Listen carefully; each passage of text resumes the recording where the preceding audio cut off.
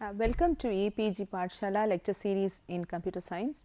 This course is on operating systems and we have been learning about memory management in the past two modules, and in today's module we will continue with paging, details related to paging. So, the learning objectives for today's class are that we learn how page tables are implemented actually, and how a translation look aside buffer can be used along with the usual page table, and how memory protection can be provided when you have a page table. And we will also learn about different ways in which or different structures that can be used for page tables, like the hashed page tables and inverted page tables. So, what we had learnt in the earlier class is that we learnt about paging, the concepts of paging, where we understood that the logical address space of a process is divided into equal sized partitions called pages, and the physical memory is divided into equal sized partitions, the same size partitions called frames, and the pages are placed into the frames in the physical memory. And you need to remember where each page has been placed in the physical memory, and for that you need to have a data structure, and that is done using a page table. So, the page table does the mapping from the pages to the frames in the physical memory. And having learnt about this paging, concept of paging, today we will see how this page table can be implemented.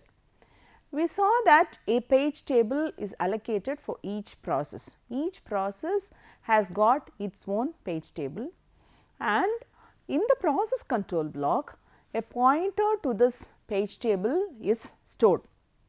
And because of that, what is the use? When you have a page table for each process, when that process is taken up for execution, the page table for that process has to be loaded. Say now there is a context switch and the next process has to be given the CPU.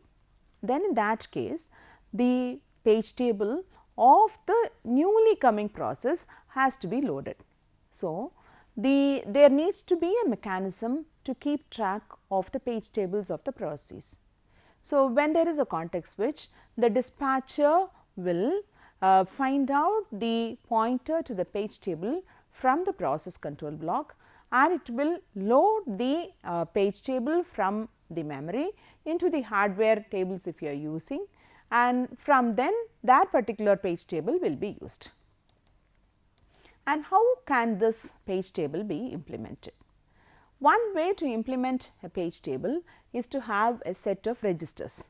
So, you will have some hardware registers, and the details that are put into the page table will be put into these registers. For example, the DEC PDP-11 makes use of this kind of page table, where they add the page table contents into hardware registers. This is helpful because here in this case you have very few number of entries. Why? Say you have 16-bit addresses that have been used for this particular architecture, and the page size is 8 kilobyte. 8 kilobyte is 2 power 3 is 8 into 2 power 10, that is 2 power 13 is the page size. And because 2 power 13 is the page size, 13 bits is used for the offset. The remaining 3 bits of the address is used for the page number. So, since you have 3 bits for the page number, that can address 2 power 3 locations, which means that you can have 2 power 3, that is equal to 8 entries in the page table. So, it is possible to have 8 entries in the page table, and hence you need 8 registers to have the page table. So, it is enough to have just 8 registers, and hence the entries in the page table are just maintained in the registers in this kind of architecture. But this is not possible when you have the page table to be very large. When the page table becomes very large, when you have many number of entries, you cannot have so many number of registers. So, in that case what is done? The page table is kept in the main memory, and you have a register which will just remember the starting address of where the page table is kept in main memory. and that register is called a page table base register. So, the page table base register has got the address which points to the starting location of the page table. And what can be done by the dispatcher in terms of context switch is that it need not actually change anything in the main memory or anything like that. It will just change what goes into the page table base register. So, if it is process P1 that is currently executing, then it will have the starting address of the page table of process P1 in the PTBR. Then when P2 has to execute, then it will just change the starting address in the PTBR as that of the starting address of the page table of process P2. So, the change that needs to be done by the dispatcher is only to change the values of this particular register. There is also another register that is maintained, which is called the page table length register. This has got the information about the size of the page table. So, if you have the size of the page table and the starting address of the page table, then any address can be checked with this length, as well as you can make use of the base address to access the actual location. And in this scheme, what happens is that you need to access the memory twice. Why twice? Once is to access the main memory to access the contents of the page table, and from there you get the frame number, and then from there the second time you add it with the offset to get the exact location of the physical memory where the actual content is available, and second time you access to get the actual content. So, you access the memory twice, once to get the page table and the second time to get the actual content, which can either be the data or the instruction. So, here you see that the memory access is slowed down by a factor of 2. So, this 2 memory access problem, they have tried to solve it by making use of a hardware cache, a fast lookup hardware cache, which is called the associative memory or translation look aside buffers. So, in this what is done is that they maintain a cache where they have 2 parts, each entry has got 2 parts, a key and a value, and when an item is presented, that is compared simultaneously with all the keys that are present in the hardware cache. If there is a match, then the corresponding value is taken. So, how is this used in the case of pages and frames? You have the translation look aside buffer, which has got entries for pages and the corresponding frames. So, whenever there is a search that needs to be done here, the search is done in parallel. So, any page number that is generated is checked simultaneously with all the entries that are present here. Then, if you get a match, then the corresponding frame is taken out. If there is no match in this, then you need to look into the main memory to get the corresponding entry in the page table. So, look at this diagram where a translation look aside buffer is also added along with the usual mapping mechanism that we have got. So, what we learnt earlier is that the logical address is divided into a page number and an offset. The page number will be used as an indexed into the page table to get the frame number, to which you add the offset to get the physical location. But now, before it is checked with the page table, simultaneously you do a comparison or check with the TLB. So, at the same time it checks with all the entries in the TLB to check if there is a match with the page number that has been generated in the logical address. If there is a match in the page number, then you get the corresponding frame number and it is a TLB hit, that is you get the page number from the TLB itself, and then the frame number is added with the offset to get the physical address. In case it is a TLB miss, that is you are not able to find the page number that you are looking for in the TLB, then you use the page number as an offset into the page table. This page table can be present in the main memory. You try to access that and then try to get the exact frame number to which you add the offset. So, if there is a TLB miss, then what is done is that you go check in the page table which is in the main memory, and now whatever you have found out from the main memory, you now update it into the TLB also. So that the next time you will find the next reference in the TLB itself, you may get a hit next time. And now say you are trying to bring this page number and the frame number combination into the TLB, and if you find that the TLB is already full, then you need to select one entry in the TLB, remove that off and then bring in this, so that it can be useful the next time.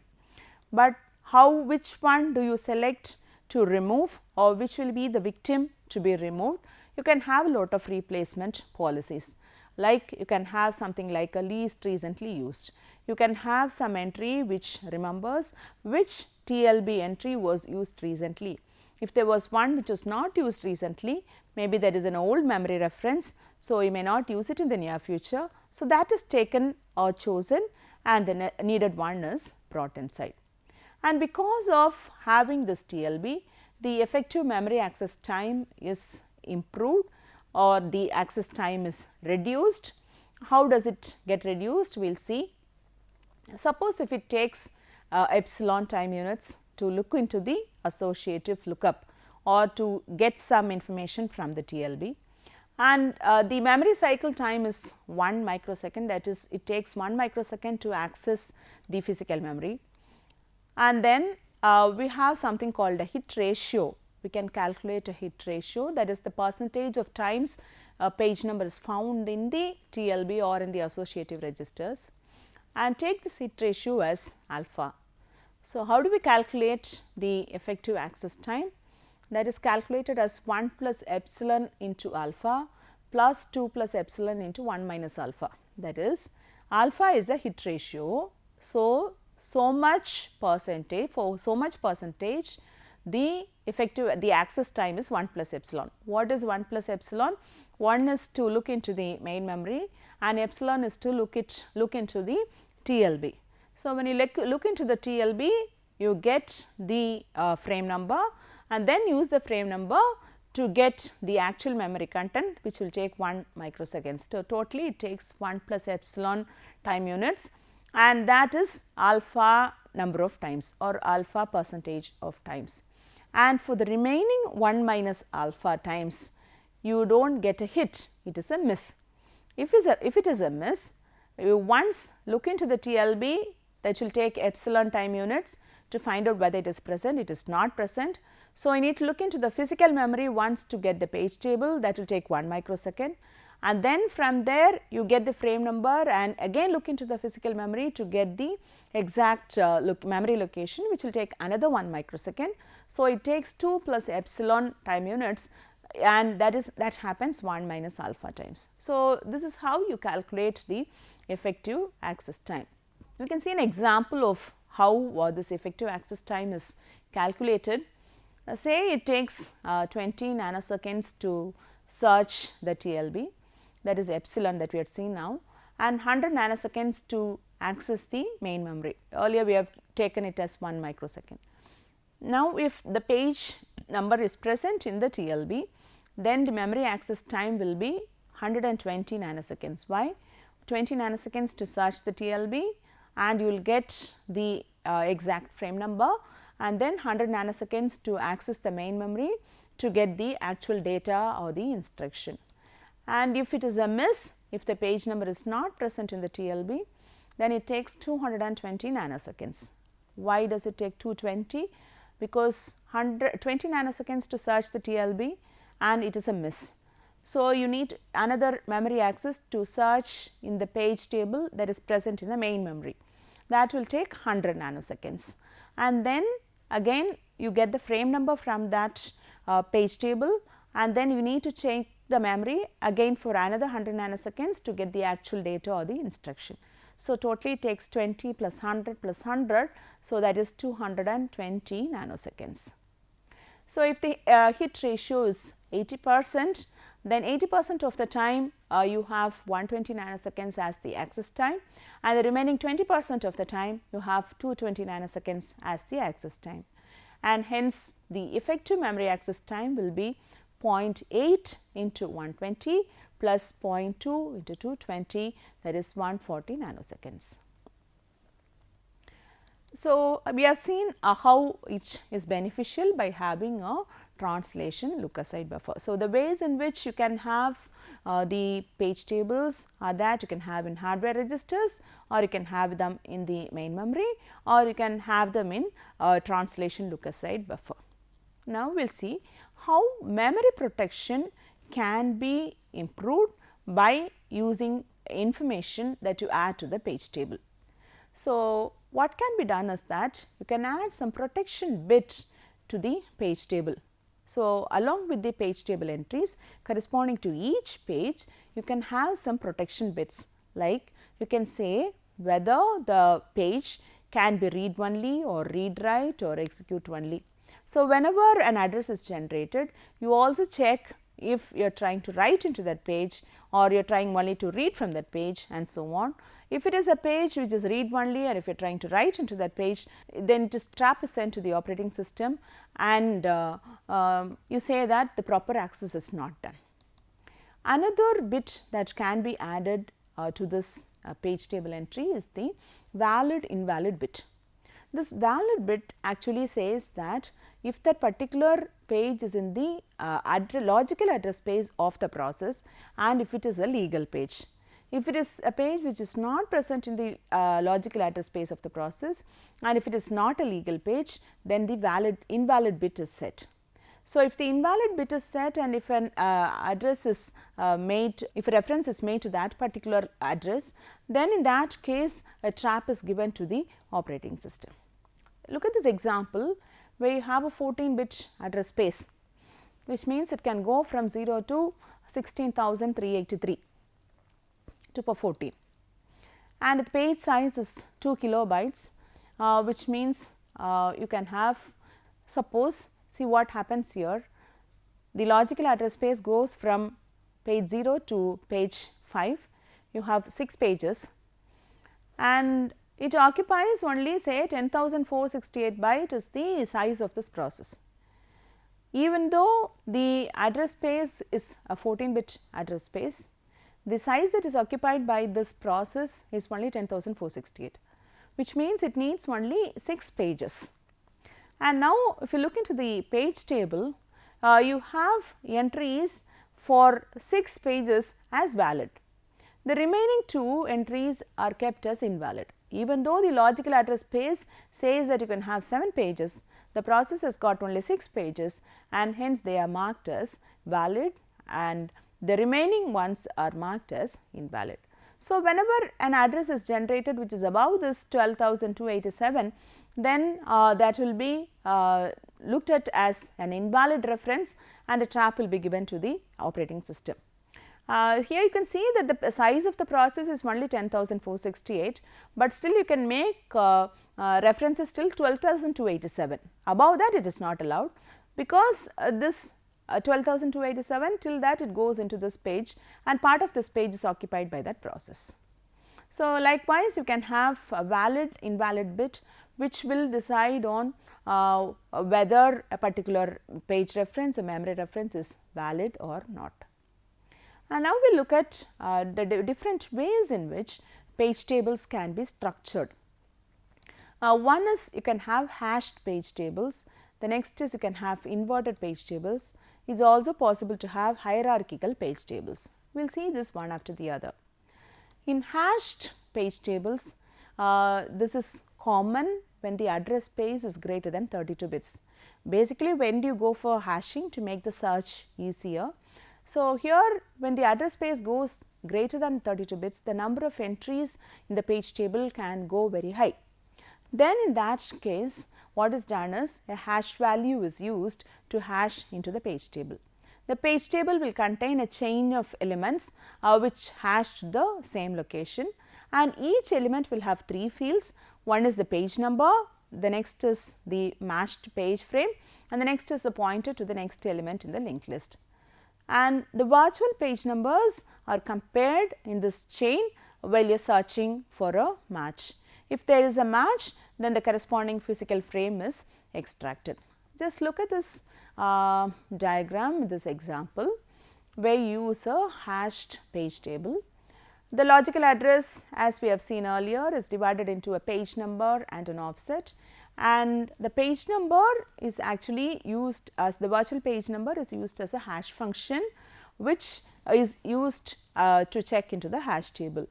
Then it will have map on to one particular location where you have a chain of elements, and this chain of elements is actually you will have a virtual page number and a corresponding frame number. So, Q is the page number and S will be the frame number, and you also have a pointer that is pointing to the next element in this chain.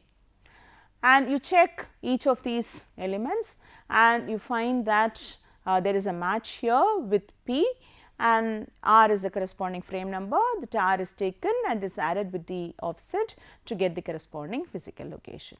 So, thus hashing can be used, a hash page table can be used when the number of entries becomes much larger and to make the searching easier.